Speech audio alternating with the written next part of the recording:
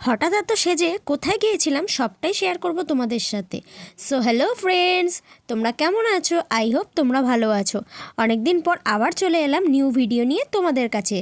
জানো তো ফ্রেন্ডস, আজকের ভিডিওটা ছিল অন্যরকম। আজ ভাবলাম তোমাদের সাথে ডিফারেন্ট কিছু শেয়ার করব। কোথায় গিয়েছিলাম, কেন গিয়েছিলাম, সবটাই দেখাবো তোমাদেরকে। সেদিন গিয়েছিলাম আমার মামার বাড়ি, তারও একটা বড় রিজন ছিল।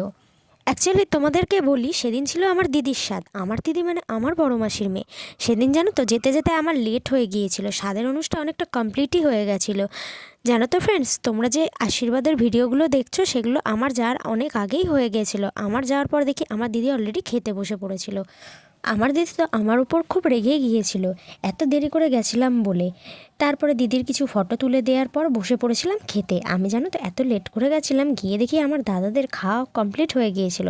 তারপর আমি আর আমার বোন মিলে বসে পড়েছিলাম খেতে, আর আমার মারও খাওয়া দাওয়া হয়ে গিয়েছিল।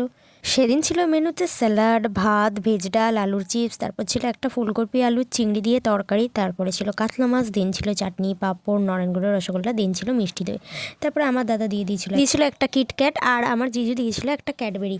দেন দিদির শ্বশুরবাড়ির সবাই চলে যাচ্ছিল আর আমরা একটু এগিয়ে দিচ্ছিলাম সবাইকে। আমি ভিডিও করছি দেখে আমার দাদা দূর থেকে হাই করে দিচ্ছিল। সো ফ্রেন্ডস, টাটা, দেখা হচ্ছে নেক্সট মিনি ব্লগে। ভালো লাগলে লাইক, কমেন্ট, শেয়ার অবশ্যই করো। আরও অনেক ভিডিও শেয়ার করব তোমাদের সাথে।